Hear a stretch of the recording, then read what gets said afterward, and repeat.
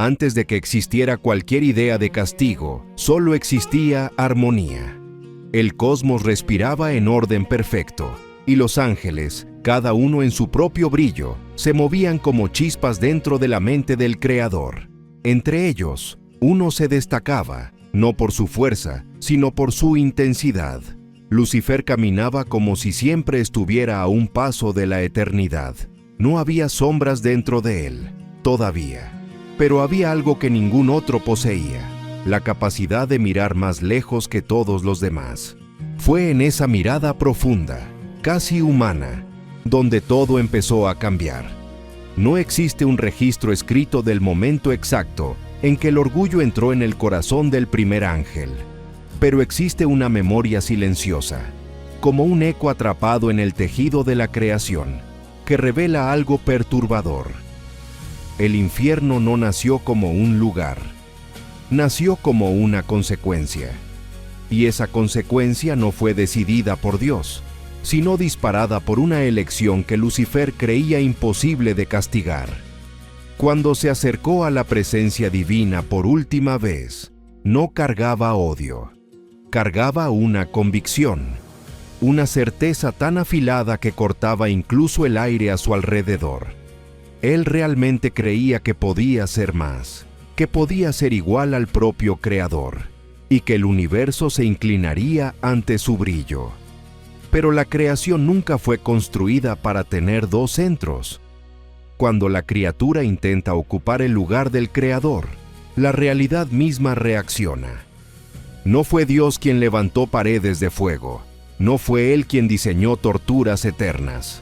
Lo que ocurrió ese día fue algo mucho más profundo. Cuando Lucifer intentó ponerse por encima del orden establecido, su propia esencia fue rasgada, y todo lo que fue arrancado de él, todo orgullo, toda mentira, toda distorsión, cayó hacia un punto de la existencia, donde nada más podía mantenerse en pie. Fue ahí donde surgió el primer contorno del abismo. El infierno no comenzó como fuego, comenzó como ausencia. Una ausencia tan absoluta que ni siquiera las leyes de la creación podían alcanzarla. El vacío se distorsionó con la caída, no como un castigo físico, sino como una reacción natural a algo que nunca debería haber existido, la rebelión dentro de la luz. Y cuando Lucifer tocó ese lugar por primera vez en la eternidad, no había llamas, no había gritos, había silencio. Un silencio tan profundo que parecía devorar el pasado, el presente y el futuro.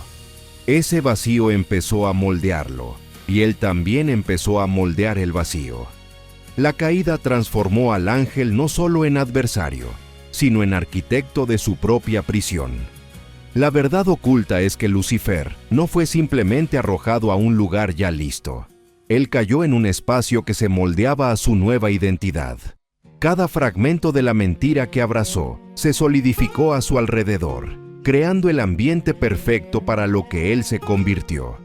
Por eso el infierno no tiene una forma exacta, adopta la forma de la corrupción que lo habita.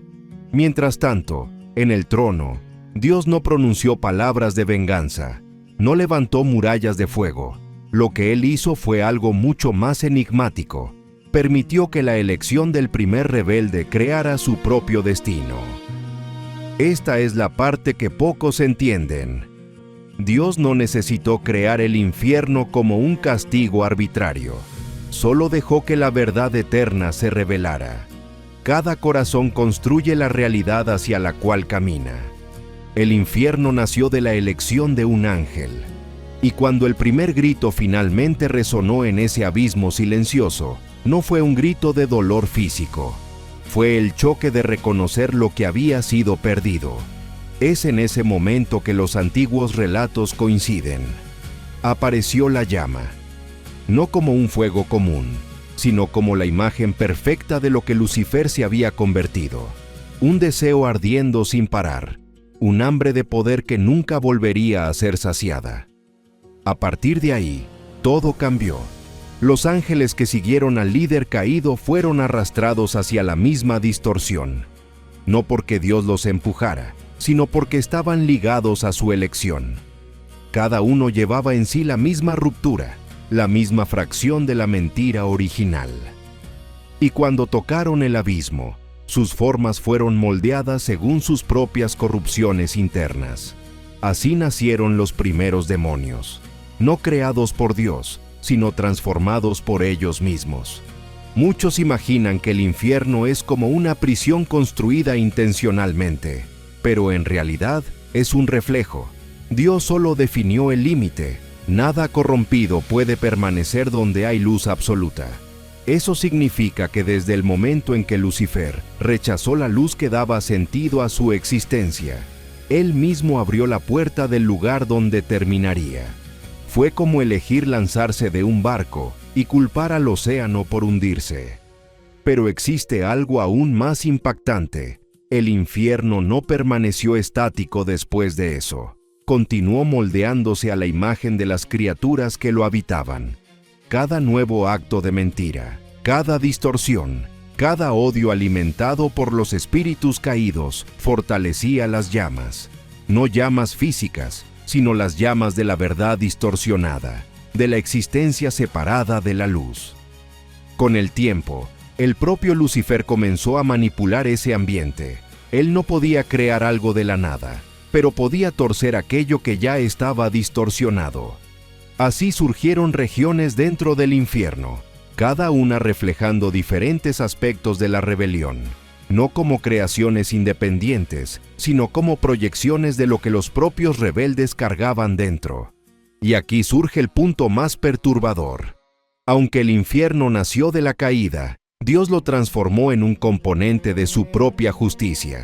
No una justicia de venganza, sino justicia como consecuencia. Como un espejo profundo donde cada alma ve, amplificado, todo lo que ha elegido ser. Cuando un ser totalmente desconectado de la verdad entra en ese lugar, no encuentra un demonio señalando el camino. Se encuentra a sí mismo.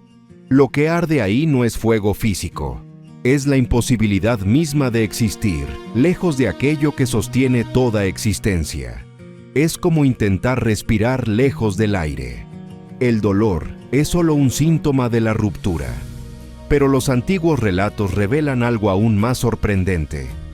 Dios no creó el infierno para que fuera el destino final de la humanidad. La humanidad no fue hecha para ese lugar. El infierno fue consecuencia de una rebelión angelical, no humana. Lo que conectó a los humanos con ese destino fue la misma elección que inició todo, el deseo de ser el centro de la propia verdad, el mismo orgullo que derribó al primer ángel. Por eso, en los textos más antiguos, Dios no aparece como alguien que disfruta de la existencia del infierno. Al contrario, el infierno es la prueba viva, o muerta, de que ni siquiera la luz obliga a alguien a permanecer en ella. Cada decisión empuja al alma hacia algún camino, y cuando ese camino es el de la mentira tiene su propio hábitat. Ese hábitat es el infierno. Y lo más inquietante, Lucifer no controla ese ambiente de forma absoluta. No reina como un rey sentado en un trono. Él está atrapado dentro de una realidad moldeada por su propia caída. Lo que hace es influenciar, distorsionar, manipular. Pero incluso eso es limitado por el abismo que lo rodea. Él no creó el infierno como quien construye un reino. Cayó en él como quien despierta dentro de una pesadilla creada por sus propias manos. Al final, la pregunta que parece tan simple, ¿quién creó el infierno?, se desdobla en algo mucho más profundo. El infierno no fue hecho por Dios como castigo, ni por el diablo como obra maestra. Nació de la tensión entre libertad y verdad.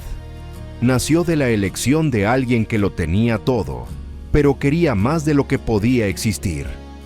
Nació porque cuando la criatura intenta convertirse en creador, implosiona por dentro, y la explosión de esa caída abrió un abismo. Dios solo puso un límite para evitar que ese abismo se expandiera. Lucifer solo se convirtió en parte de su propia prisión. Y nosotros, de alguna forma, nos acercamos o nos alejamos de ese lugar todos los días, con decisiones mucho más simples de lo que imaginamos.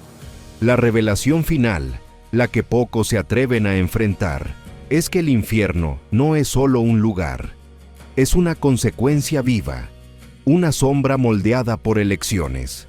Y desde aquel primer día, desde aquella primera ruptura en las alas del ángel más brillante, esa sombra sigue creciendo, no porque Dios lo quiera, sino porque la libertad lo permitió.